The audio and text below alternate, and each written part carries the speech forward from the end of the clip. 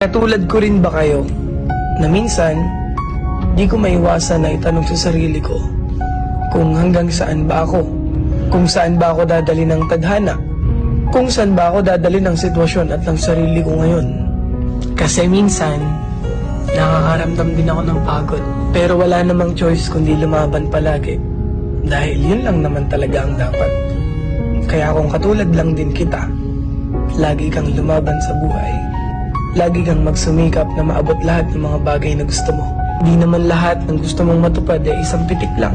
Lahat ng tagumpay at mga bagay na gusto mong matupad, pagod, puyat at hirap ang dapat mong isakripisyo.